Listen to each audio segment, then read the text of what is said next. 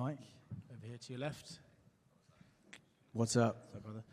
I mean, you've been up here doing media, press conferences, scrums for a while, but this is the first time it's been on a fight week for quite some time. I'm assuming you are as desperate to get in that cage as you've ever been this Saturday. Yeah. Looking back over the last 2 years, I had my moments. I had, moments of doubt, moments of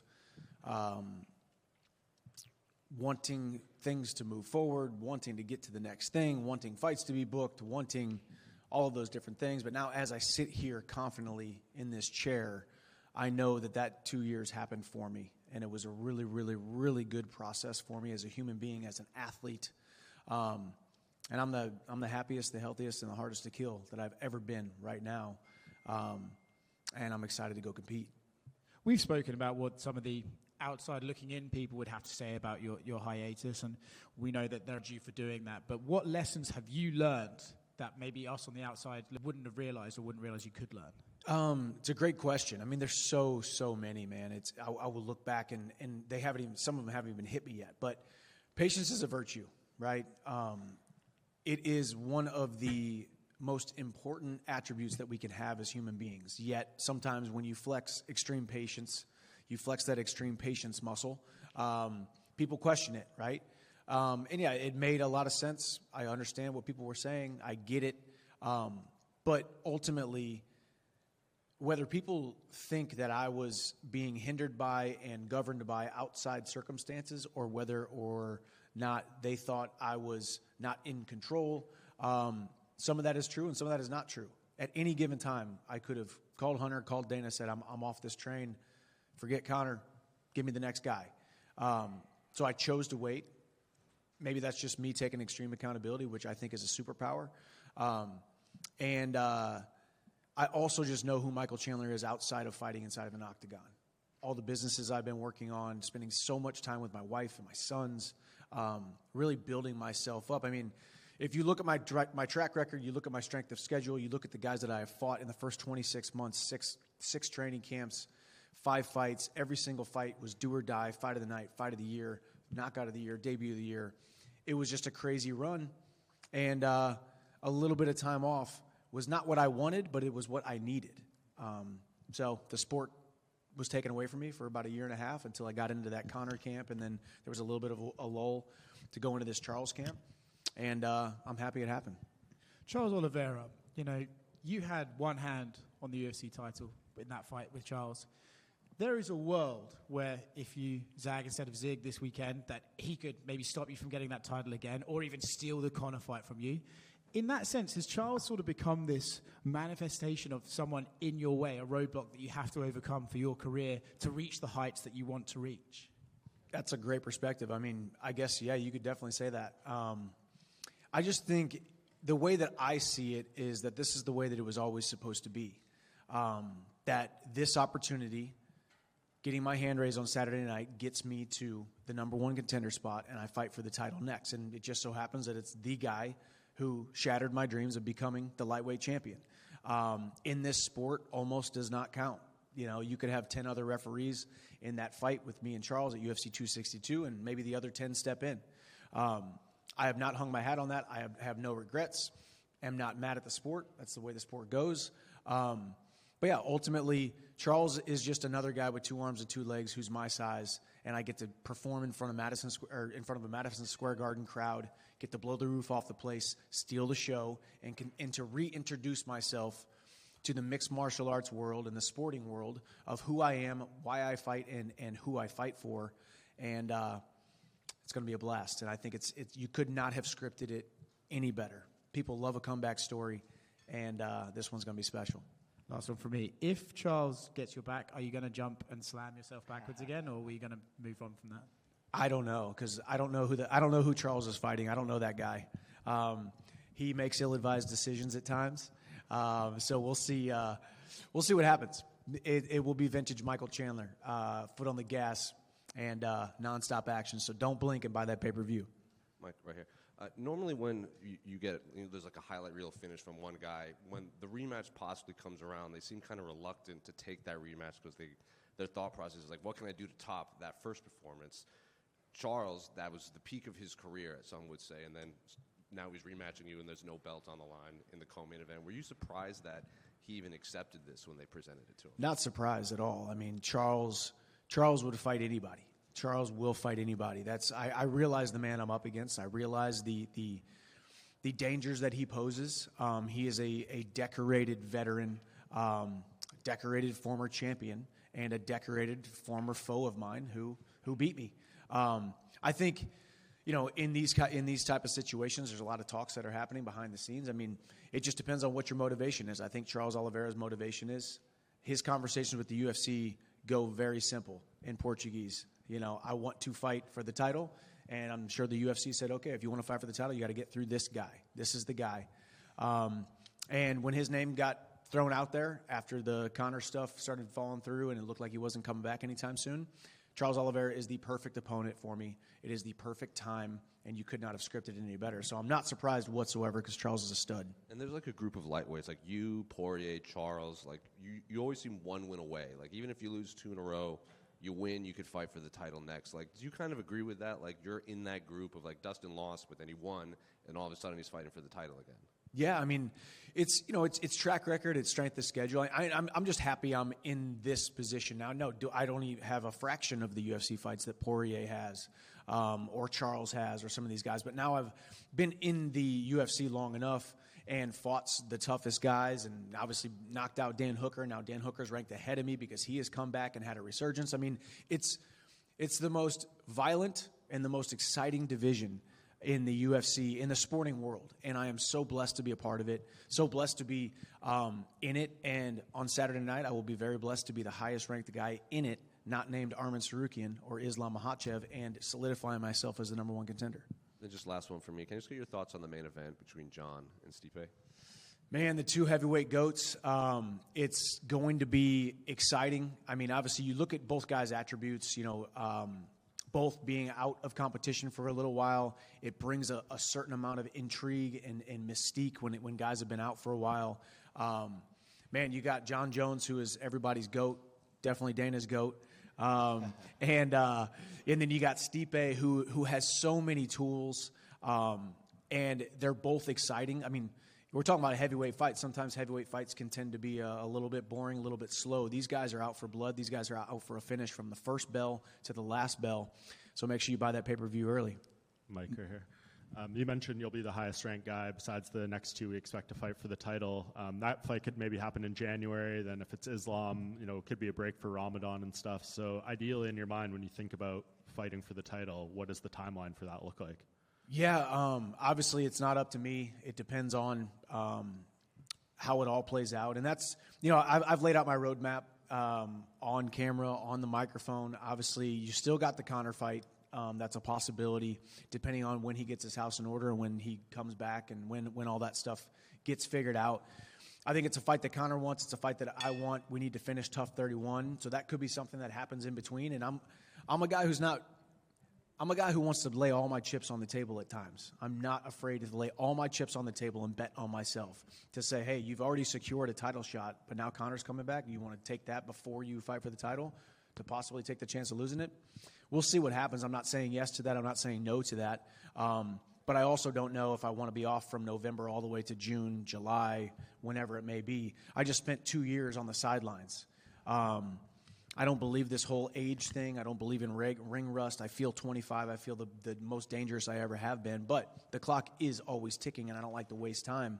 So we'll see. We'll see what happens, how it plays out. I don't know if I want to wait till June or July or whenever it is, because obviously he's got to go into training camp after Ramadan, which ends in March, then April and May. So we'll see how it plays out. And you obviously are one of the most exciting fighters in the sport. The most. I am the most, absolutely. And you guys will remember on Saturday night. And, that has been for better or worse sometimes, right? And you hear, and will any of that work, if so, matter when there's 20,000 people screaming inside Madison Square Garden? Madison Square Garden does things to a man when he's locked inside of an octagon that few will ever be able to experience, and you cannot put it into words. But that's also why I took this fight, and that's also another layer of the story. A guy who has not won a fight in Madison Square Garden. I have not won a fight in Madison Square Garden. Once again, it's another hill to climb. It's another opportunity to to prove to myself that I have continued to grow.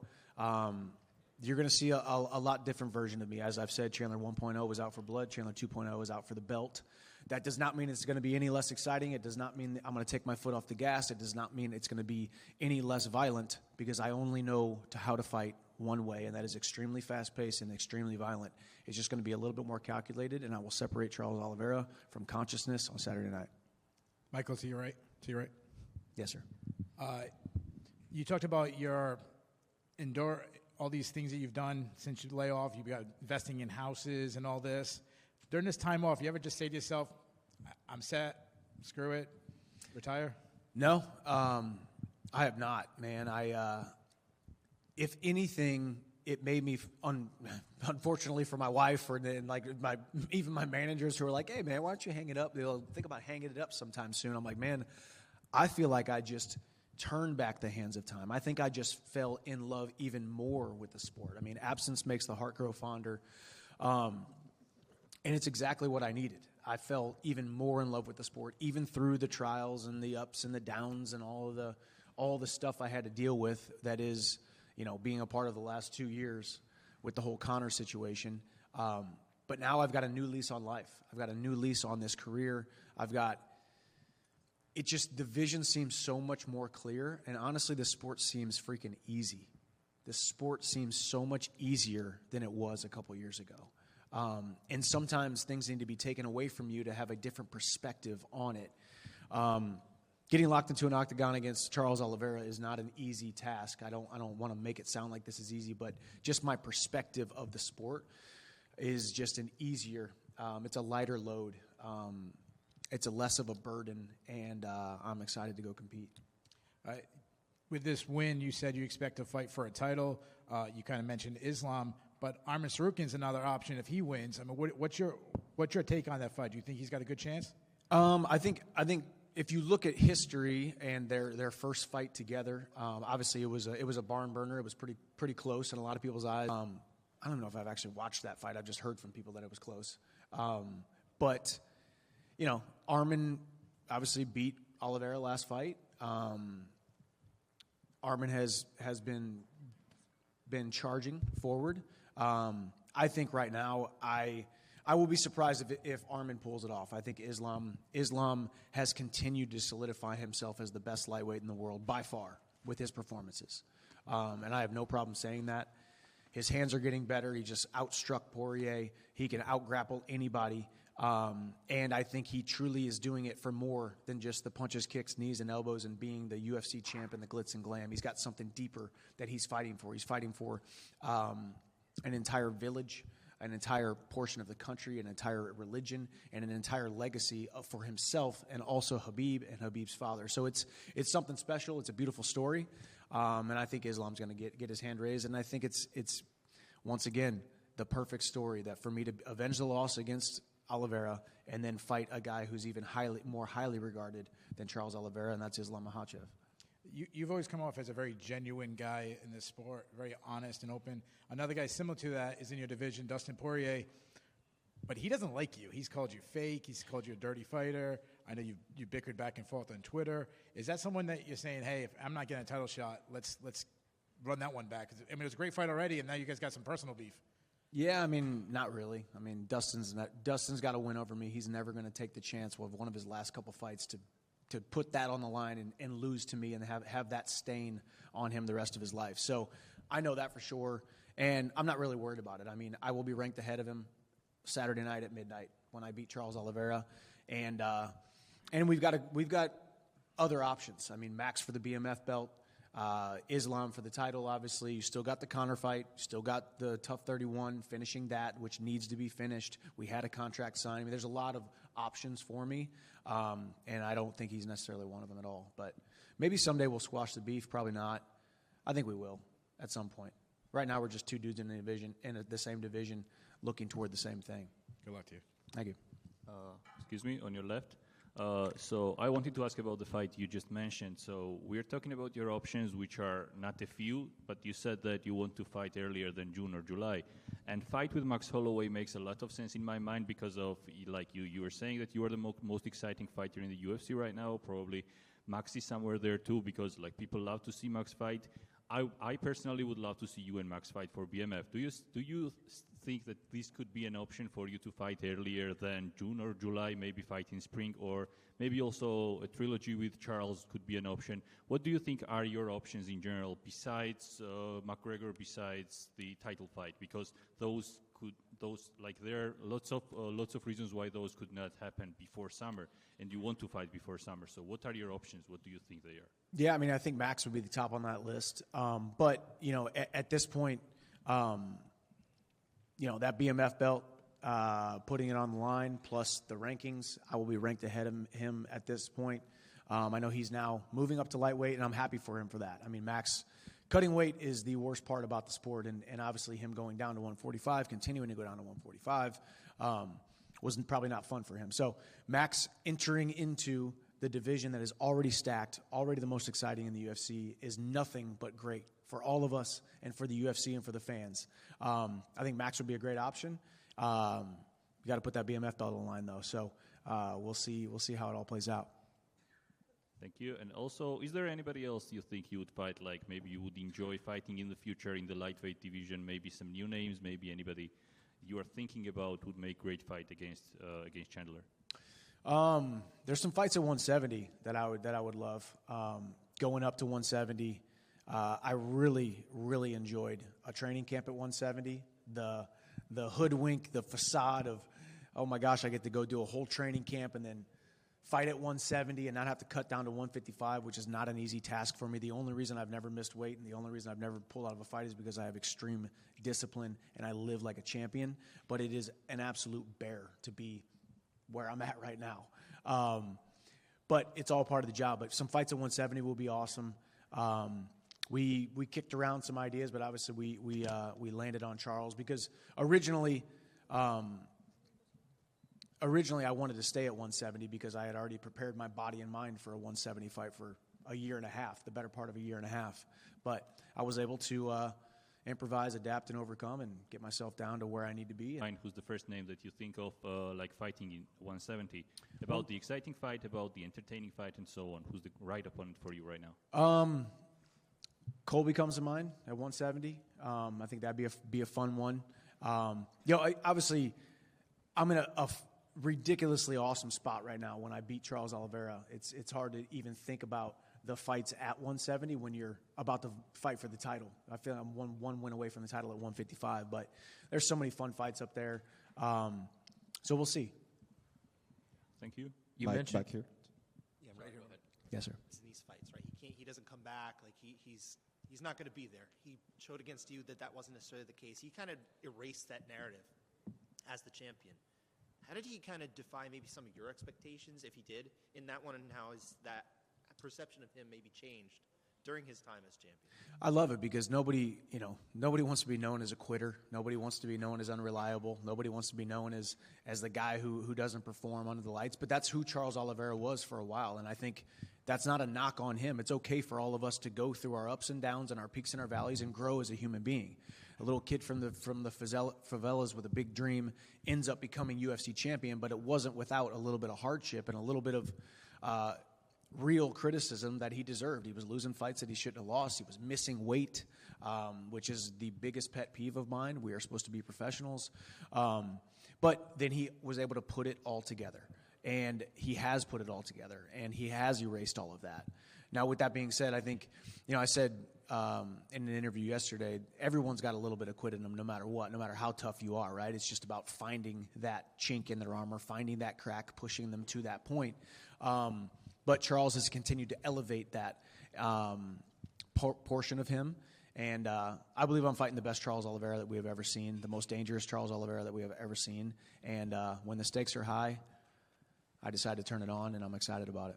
And part of that, time as champion was also the fight that was supposed to be a title fight. Thing with the scale, like obviously you say it. Okay. Good, thank you. Hey. So over here, Mike, one question. The life of a fighter, the career of a fighter is an extremely unique job. For you, what do you see as some of the most important characteristics and traits for someone to compete and be successful in this job? You can think about the very surface level stuff, toughness and hard work and willingness to engage and all of those things. But that's all the physical part of this sport. The mental and the spiritual side is so much more important. The patience, the ability to see the future, the ability to engage in delayed gratification nonstop, knowing that no matter what I do today, it will pay off at some point, because eventually the hard work does pay off. You just have to still be standing there to receive it when it does. And that's what I tell all these young guys. It is not about being successful at 22. It's not about being in the biggest fights at 23. It's about being a guy like me who's past 35. I'm 38 years old, and you get into these positions like this. You want to have longevity in the sport, because it can be a long, long, long career for you, very fruitful, very successful. And take care of your body. Your body is your greatest asset for every single one of you guys, every single human on the planet, but especially us professional athletes. Treat your body like it is the most important asset that you have, because it is. And it's no secret that I look the way that I look. It's no secret that I perform the way that I perform. It's no secret that I have been the way that I have been, especially for this long at this age. And it's an attention hard. All you're doing is doing what you're supposed to be doing what you need to do, and not what you want to do.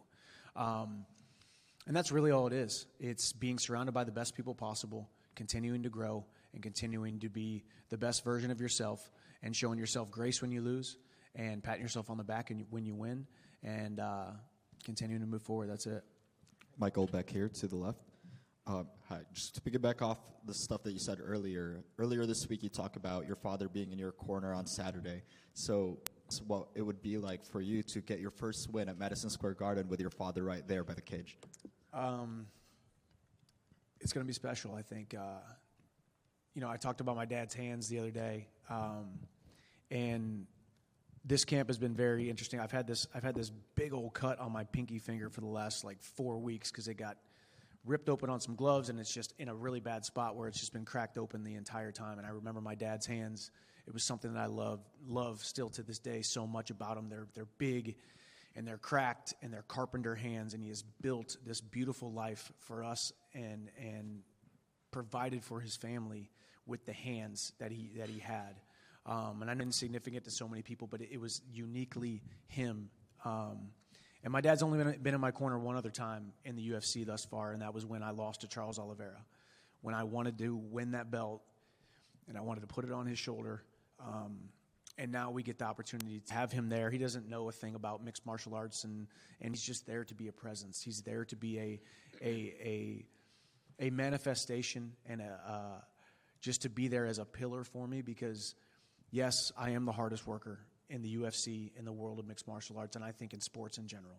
Yes, I am the most disciplined man on the planet in sports, but it's only because I'm a byproduct of the example that I had from him and my mom, who worked tirelessly, nonstop, and never complained, and did what they had to do at all times. So that's why he's there, and I'm excited that I get that extra corner man for this one, and it's going to be a real special night for the Chandler family. Just a real brief question. The weight cut has come up a few times. What is your normal walk-around weight? Excuse me. What is your normal walk-around weight?